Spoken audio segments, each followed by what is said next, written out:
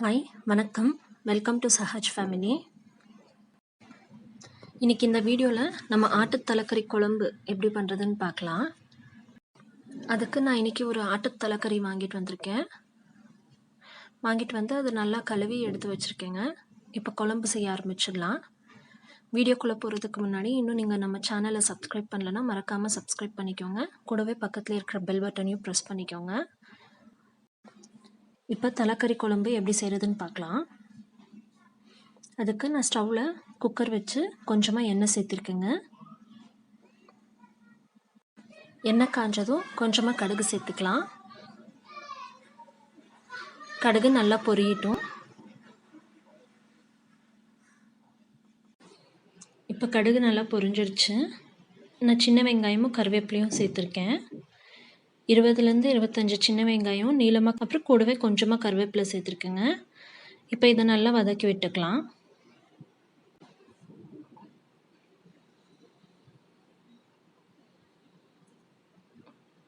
ஒரு 2 நிமிஷம் போல் வதக்கி விட்டுக்கோங்க.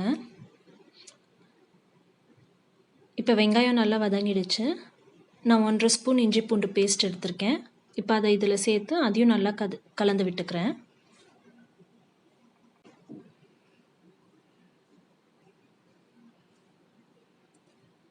இஞ்சி பூண்டோட பச்சை வாசம் போகிற வரைக்கும் வதக்கி விட்டுக்கோங்க.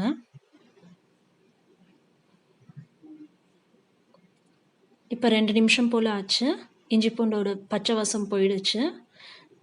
நம்ம கழுவி எடுத்து வச்சுருக்கோம் இல்லையா தலைக்கறி, அதை இதில் சேர்த்து நல்லா கலந்து விட்டுக்கலாம்.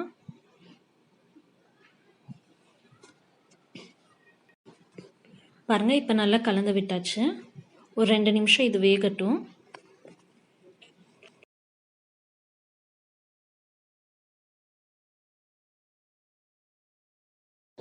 ரெண்டு நிமிஷம் வெந்ததுக்கப்புறம் நம்ம மசாலா ஐட்டம்ஸ் எல்லாம் சேர்த்துக்கலாங்க.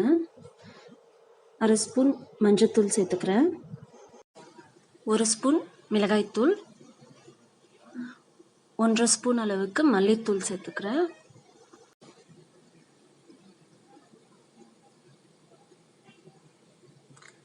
இப்போ 1 ஸ்பூன் அளவுக்கு மிளகுத்தூள் சேர்த்துக்கிறேன். தலைக்கறிக்கு வந்து நம்ம மிளகுத்தூள் எந்த அளவுக்கு சேர்க்குறோமோ அந்த அளவுக்கு நல்லா டேஸ்ட் கொடுக்கும். உப்பு சேர்த்து நல்லா கலந்து விட்டுக்கோங்க.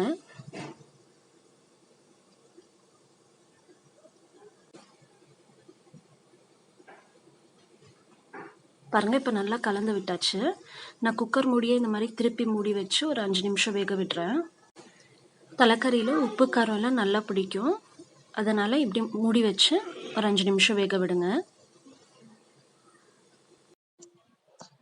இப்போ 5 நிமிஷம் ஆயிடுச்சு. தலைக்கறி வேகிறதுக்கு தேவையான அளவுக்கு தண்ணி சேர்த்துக்கலாம். நான் ஒரு சொம்பு தண்ணி சேர்த்துக்கிறேன்.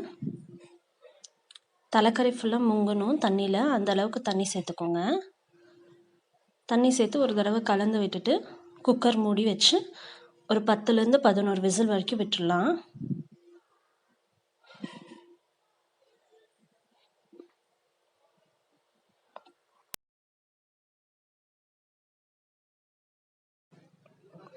அதுக்குள்ளே நம்ம மிக்சியில் அரைக்க வேண்டியதை அரைச்சி எடுத்துக்கலாம். நான் ஒரு மிக்சி ஜாரில் ஒரு சின்ன மூடி அளவுக்கு தேங்காய் எடுத்திருக்கேன்.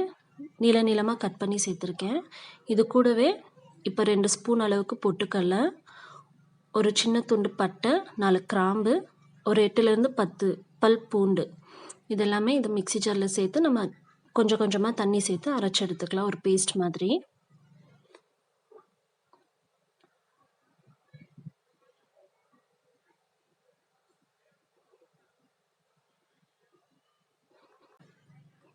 இப்போ குக்கரும் விசில் வந்து ஸ்டீமும் போயிடுச்சு. ஓப்பன் பண்ணி பார்க்கலாம். தலைக்கறியெல்லாம் நல்லா வெந்துருச்சுங்க.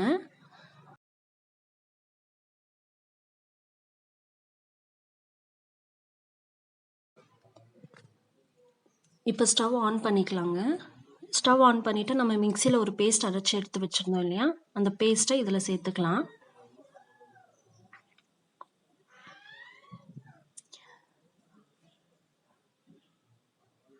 சேர்த்திட்டு நம்ம இது கூடவே 1 ஸ்பூன் அளவுக்கு கரம் மசாலா சேர்த்துக்கலாம். சேர்த்து எல்லாத்தையும் நல்லா ஒரு தடவை கலந்து விட்டுக்கோங்க.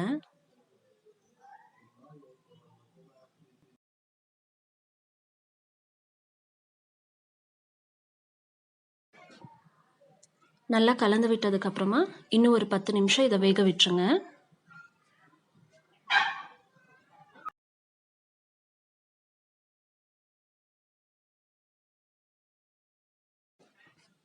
இப்போ 10 நிமிஷம் போல் ஆச்சுங்க. குழம்பு ஆல்மோஸ்ட் ரெடி ஆகிடுச்சு. பாருங்கள், நல்லா கொதிக்க ஆரம்பிச்சிடுச்சு. இப்போ கடைசியாக நம்ம 2 ஸ்பூன் அளவுக்கு இதில் மிளகுத்தூள் சேர்த்துக்கலாம்.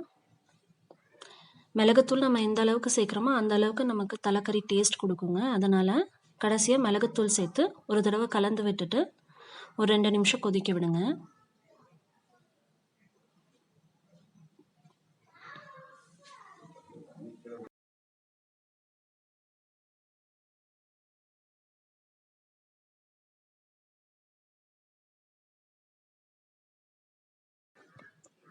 இப்போ 2 நிமிஷம் போல் ஆச்சுங்க. தலைக்கறி குழம்பு ரெடி ஆகிடுச்சு. கடைசியாக நம்ம கொத்தமல்லி சேர்த்து ஒரு தடவை கலந்து விட்டுட்டு நம்ம ஸ்டவ் ஆஃப் பண்ணிக்கலாம். அவ்வளோதாங்க, தலைக்கறி குழம்பு சூப்பராக ரெடி ஆகிடுச்சு.